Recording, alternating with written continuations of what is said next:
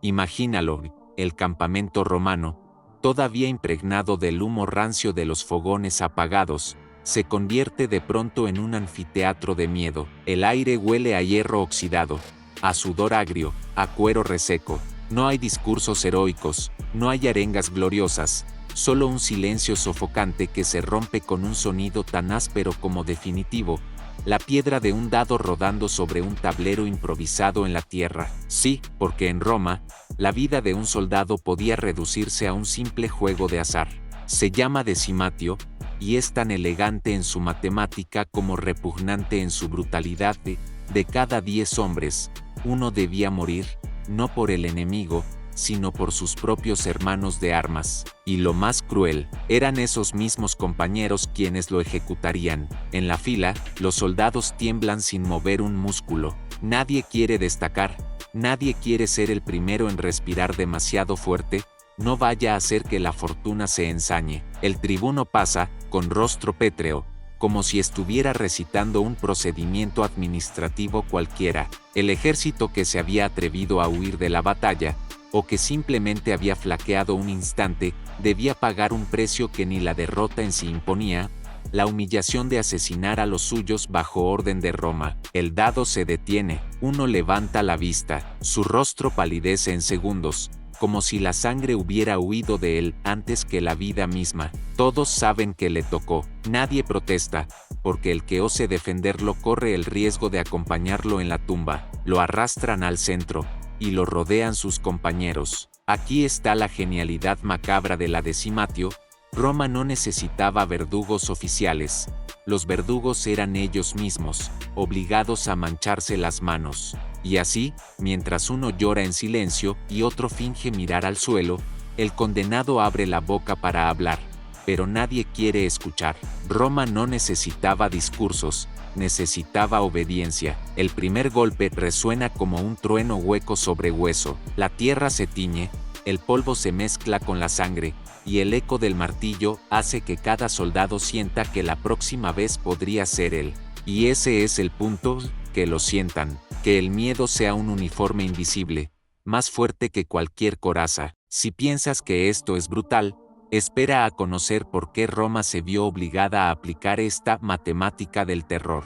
Pero antes te lo digo sin rodeos, aquí no encontrarás versiones dulces ni heroicas de la historia, sino la verdad cruda, el hedor de la disciplina romana y la ironía de un imperio que prefería mutilarse antes que tolerar la debilidad. Si quieres seguir desenterrando conmigo los secretos más sangrientos del imperio, suscríbete ahora mismo, porque lo que estás a punto de escuchar no es apto para estómagos frágiles. Para entender cómo llegamos a esa mañana en la que la sangre de uno envenenaba el valor de los otros 9, hay que retroceder siglos atrás cuando Roma aún no era la superpotencia que dictaba leyes al mundo, sino una ciudad ambiciosa, rodeada de enemigos. Las primeras legiones no eran los ejércitos disciplinados y letales que viste en las películas, eran campesinos armados, vecinos reclutados a la fuerza, hombres que dejaban el arado por la espada sin tener ni idea de estrategia. ¿Y qué pasa cuando pones a hombres sin formación frente a la muerte?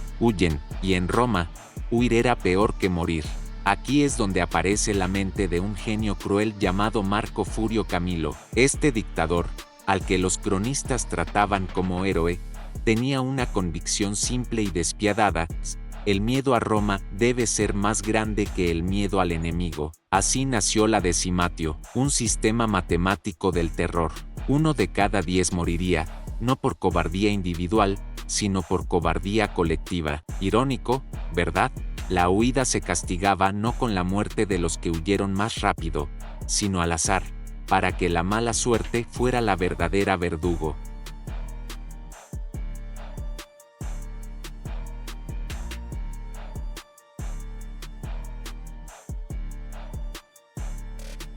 Porque hay que imaginarlo, un ejército derrotado, su campamento convertido en tribunal, los estandartes plantados como jueces mudos, y un oficial pasando lista con un tono tan monótono que parece estar repartiendo raciones de pan en lugar de condenas de muerte. La decimatio no era solo castigo, era espectáculo. Los demás aliados, los pueblos sometidos, debían ver que Roma no perdonaba ni a sus hijos. La moraleja: no hay lugar seguro para el cobarde, ni siquiera entre los tuyos. El método era tan eficaz que se volvió parte del ADN militar romano. Se aplicó contra legiones enteras que desertaron frente a los samnitas, contra cohortes que flaquearon ante Espartaco, y hasta Craso, el magnate codicioso, la desempolvó cuando sus hombres temblaron ante los esclavos rebeldes. Porque en Roma, la humillación era pedagógica. Si sobrevivías a una decimatio, llevabas ese trauma como tatuaje invisible de por vida. Lo olías cada vez que pasabas junto al lugar donde apalearon a tu camarada, lo veías en la mirada rota de los que quedaron. Y aún más irónico, muchos historiadores llaman a Roma la cuna de la civilización. Sí, una civilización donde la disciplina se medía en cráneos rotos. Pero ojo, la decimatio no surgió porque los generales fueran sádicos sin razón. Surgió porque Roma entendió antes que nadie el poder de la psicología del miedo. Un soldado que teme al enemigo puede huir, pero un soldado que teme a Roma jamás se atreverá a dar la espalda. El sol abrasaba las llanuras del sur de Italia cuando Marco Licinio Craso, el hombre más rico de Roma y quizás el más inseguro de todos sus aristócratas, decidió que sus soldados aprenderían a temerle más a él que a Espartaco. Sí, Espartaco, ese gladiador tracio que había convertido a un puñado de esclavos en un ejército que humillaba a las legiones romanas como si fueran aprendices de circo. La derrota sufrida por sus cohortes había sido tan vergonzosa que Craso, en su orgullo herido, no vio otra salida: aplicar la vieja receta del terror, la decimatio. Imagínalo, 6.000 soldados reunidos, exhaustos, famélicos, todavía temblando por la paliza que les habían dado esclavos con cadenas y cuchillos. Frente a ellos, Craso, impoluto, con su toga manchada apenas por el polvo, mirando con una sonrisa gélida. No había necesidad de gritar, ni de lanzar discursos patrióticos. Bastaba con esa orden seca, formada en grupos de 10. El silencio fue más ensordecedor que cualquier batalla. 10 hombres, un grupo, 10 miradas clavadas en el suelo, rezando a dioses que ya no escuchaban. Y luego, el dado, el objeto más despreciado de la historia militar. Cuando caía, decidía quién viviría para siempre con la culpa y quién moriría a golpes de sus propios compañeros. El azar, en Roma, era verdugo disfrazado de matemática, y así, uno a uno, comenzaron a arrastrar a los elegidos. No los ejecutaban con dignidad, no había espada limpia atravesando el corazón, ni sentencia solemne del Senado. No, lo golpeaban hasta convertirlo en un amasijo irreconocible. Sus huesos crujían bajo piedras, garrotes y puños, mientras los otros 9, con lágrimas o con rabia contenida, descargaban la furia que Craso les exigía. No era un castigo al desertor, era un rito colectivo, una liturgia sangrienta que ataba a todos a la disciplina del terror. El hedor de la sangre mezclada con el polvo se pegaba en las gargantas de quienes miraban, obligados a presenciar el espectáculo. Roma no quería hombres valientes, quería hombres obedientes, y no hay mejor obediencia que la que nace del miedo. Algunos cronistas dicen que después de aquella decimatio, las cohortes de Craso nunca más flaquearon frente a Espartaco.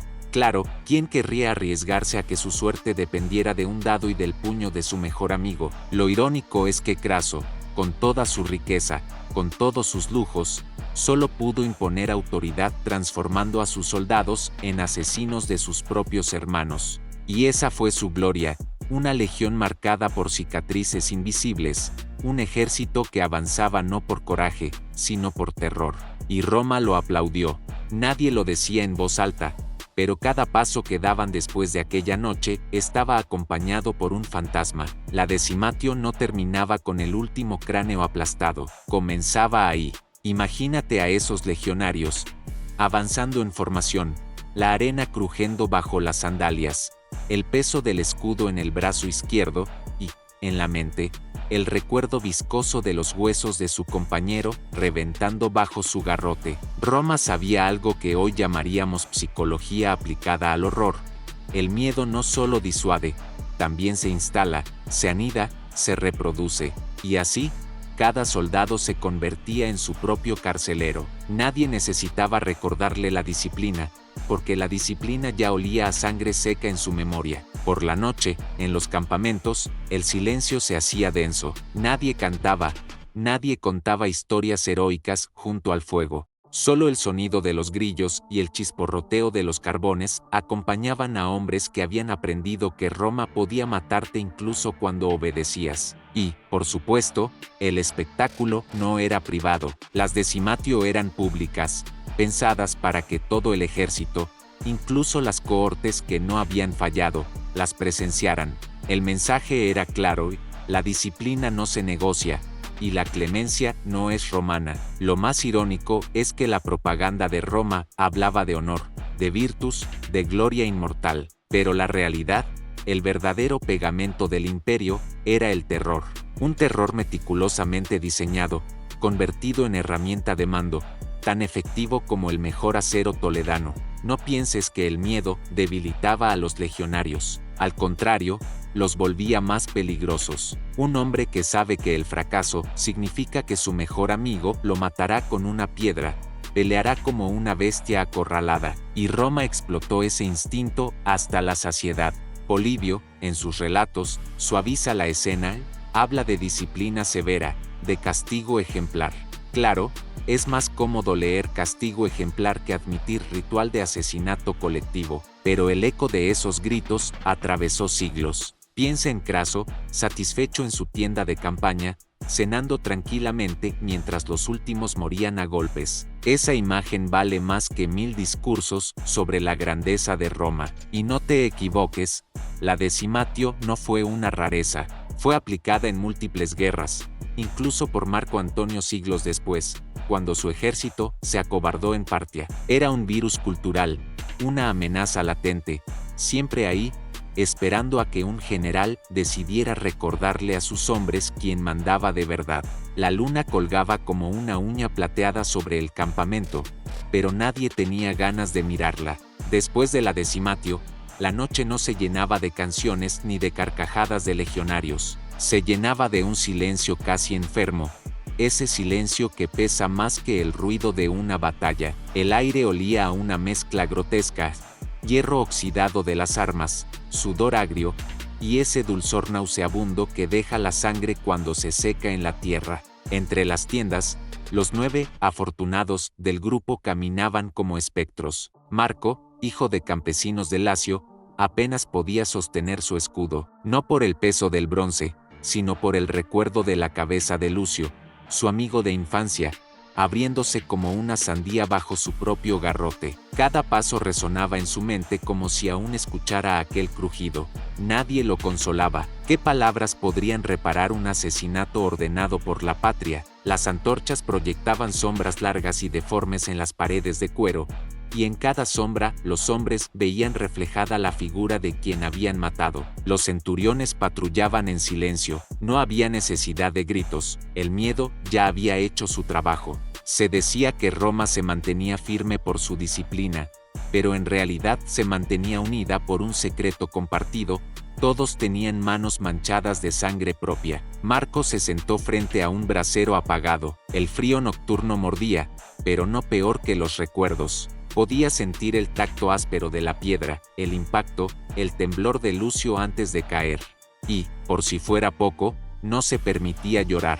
Los hombres que lloraban eran presa fácil de burlas, incluso en ese infierno. Así que contenía el nudo en la garganta mientras miraba las estrellas, preguntándose si los dioses romanos, tan exigentes con la disciplina, alguna vez habían sentido compasión.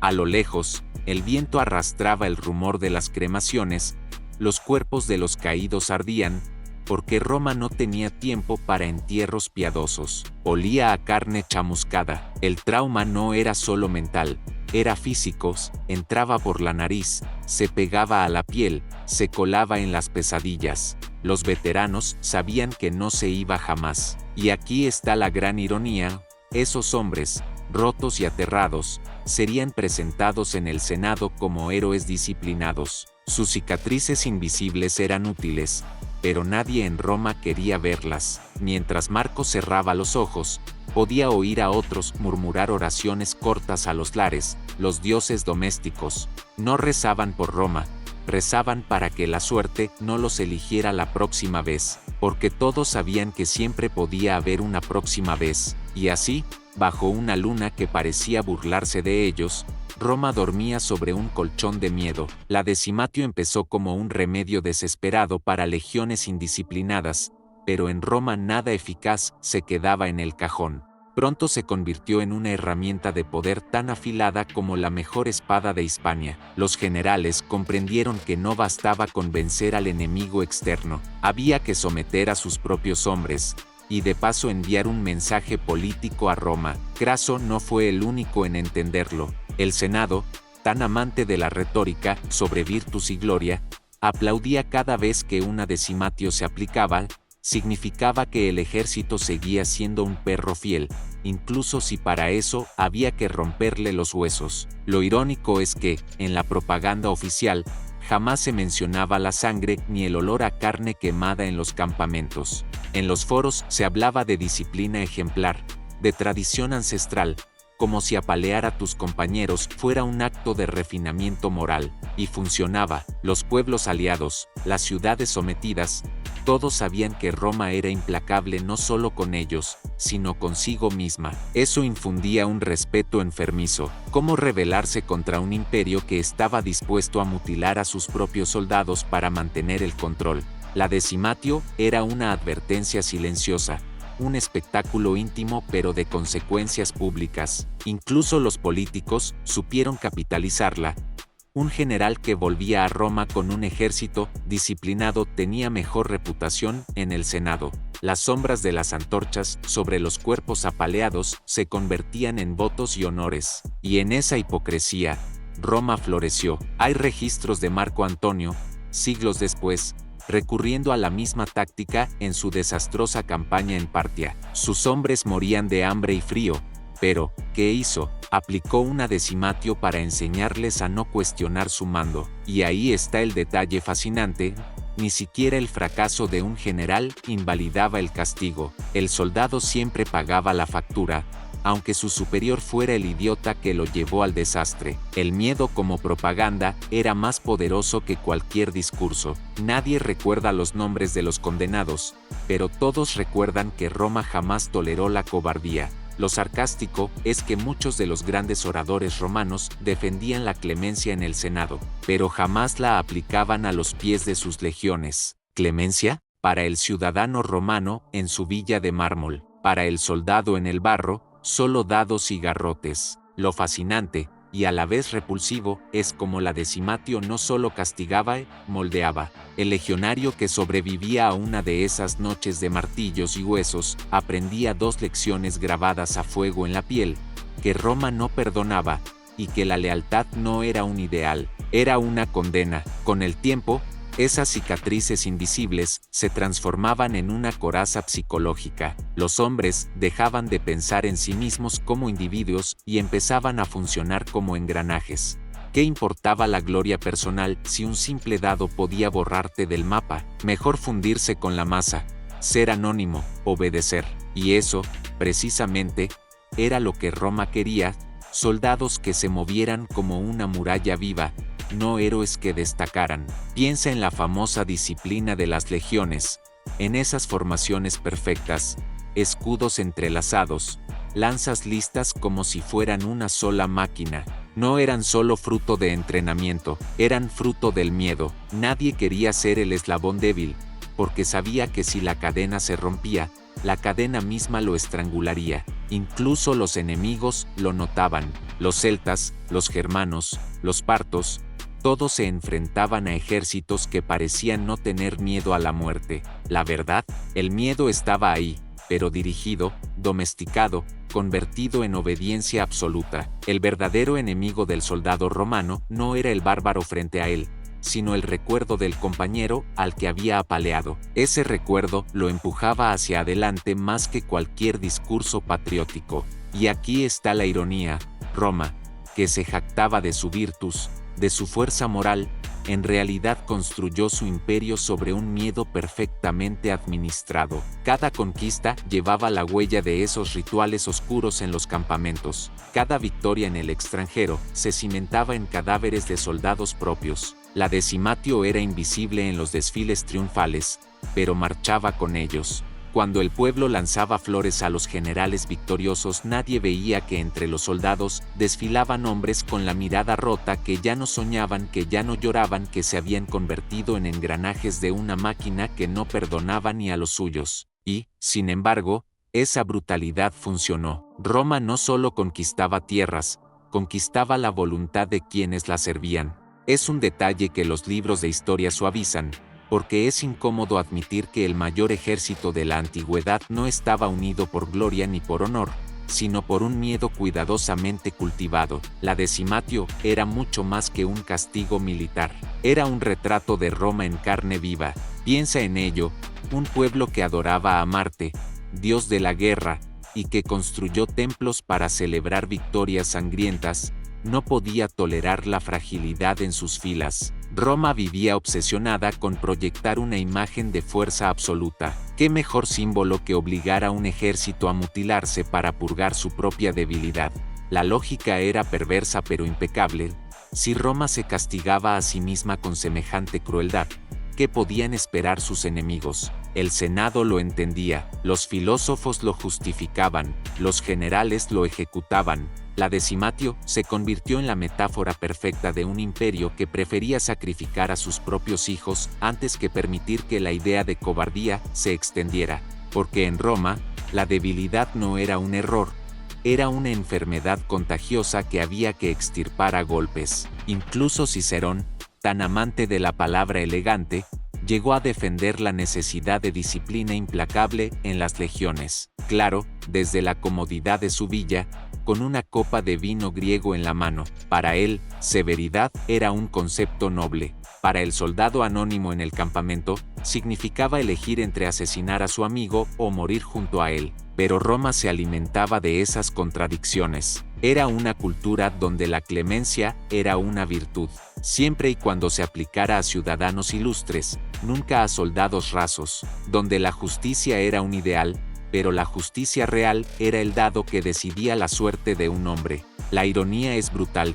Roma, la cuna de las leyes, la inventora de códigos que aún hoy usamos, aplicaba dentro de su ejército un sistema que dejaba la vida al azar y al garrote, y no lo veía como contradicción, lo veía como perfección. En los foros se hablaba de la disciplina militaris como pilar del imperio. Los jóvenes escuchaban historias de grandes generales que mantenían a raya a miles de hombres con una simple orden. Nadie mencionaba los cuerpos apilados detrás de esas victorias. Así, la Decimatio no era solo un método de control, era un espectáculo político y cultural. Los aliados temblaban al oír que Roma castigaba así a sus propios soldados. Los enemigos sabían que enfrentaban a un ejército que temía más a su comandante que a la espada enemiga. Y los soldados marchaban en silencio, tragando su miedo, transformados en una maquinaria fría, despojada de humanidad. El caso más brutal y revelador ocurrió durante las guerras contra los samnitas, cuando Roma aún no era la bestia invencible que dominaría el Mediterráneo, sino una república joven, arrogante y frágil. Una de sus legiones, sorprendida en las montañas por emboscadas samnitas, huyó como ganado desbocado. El desastre fue tan humillante que, al regresar al campamento, los centuriones apenas podían contener la rabia, pero fue el general quien decidió que no bastaba con gritos ni azotes. Aquella noche, ordenó la Decimatio. Imagínalo y, cientos de hombres, sudorosos, aún cubiertos con el polvo del camino, reunidos bajo la luz amarillenta de las antorchas. Nadie hablaba, el eco de las derrotas aún vibraba en los huesos, pero el verdadero terror estaba por comenzar. En grupos de 10, esa orden, seca y sin dramatismo, fue el inicio de la carnicería. El dado rodó sobre tablas improvisadas, sobre escudos, sobre la misma tierra, y cada vez que se detenía, un hombre era señalado como oveja para el sacrificio, y lo que siguió fue la misma coreografía macabra: garrotes, piedras, puños, hasta que la sangre y los gemidos cubrieron la noche. El resultado, irónicamente, fue un ejército curado. Los que sobrevivieron quedaron marcados por el trauma, pero al día siguiente, cuando los samnitas volvieron a aparecer en el horizonte, la legión romana no retrocedió. Avanzaron con una ferocidad casi suicida, porque ninguno de ellos quería repetir la pesadilla, y lo consiguieron, no porque fueran valientes, sino porque el miedo a Roma superaba el miedo al enemigo. Esa fue la gran paradoja, la de Simatio, que parecía desgarrar al ejército desde dentro, en realidad lo reforzaba. Al eliminar a uno, ataba a los otros 9 con una cadena invisible hecha de culpa y pavor. Y funcionaba. El enemigo podía arrancar victorias en el campo de batalla, pero nunca podía arrancar el terror que Roma plantaba en el corazón de sus hombres. Y el Senado, al recibir la noticia, no lloró por los soldados muertos a manos de sus propios compañeros. Celebró la disciplina, celebró la victoria, celebró que Roma había vuelto a imponerse. La Virtus estaba intacta, aunque el suelo del campamento apestara a sangre. Y esa es la ironía más grande: Roma no necesitaba héroes, necesitaba sobrevivientes traumatizados. Lo entendió tan bien que repitió la fórmula cada vez que la disciplina flaqueaba. Incluso cuando Roma ya cojeaba, sus ciudades llenas de mármol y lujo comenzaron a hundirse bajo la corrupción y la codicia. La de Simatio seguía siendo un recurso letal.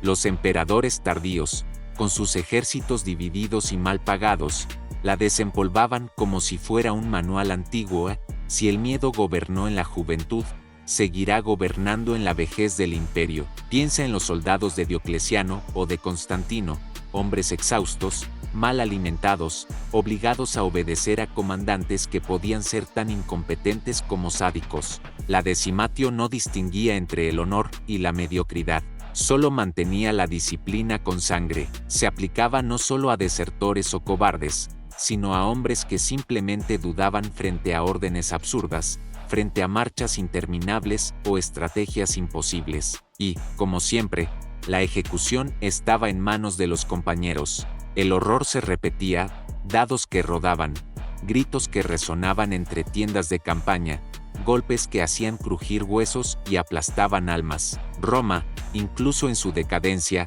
entendía que la obediencia era más valiosa que la vida.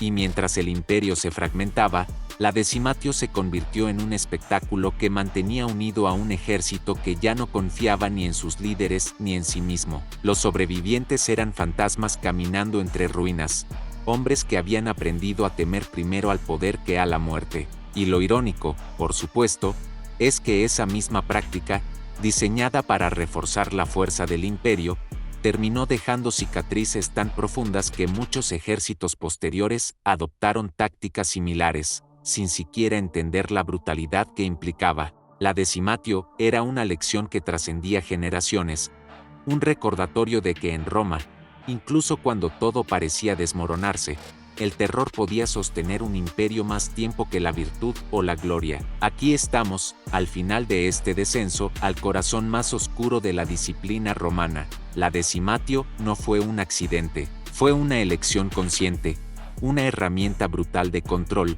una lección de cómo un imperio podía someter a sus hombres más leales, utilizando lo más primitivo, el miedo. Piensa en esos soldados, los mismos que alguna vez se alistaron buscando gloria y honor, transformados en verdugos de sus propios compañeros, obligados a mirar cómo la muerte elegía al azar.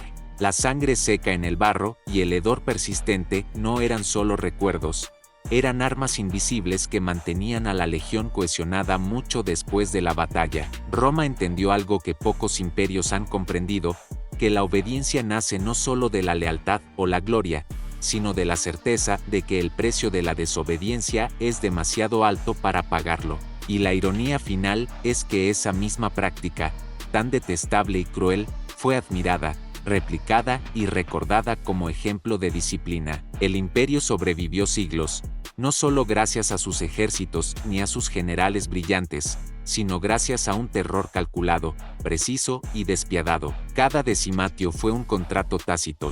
Sobrevive, pero recuerda que podría ser el siguiente. Así, los hombres marchaban, peleaban y conquistaban, no por amor a Roma, sino por miedo a Roma. Y ahí reside la lección más inquietante.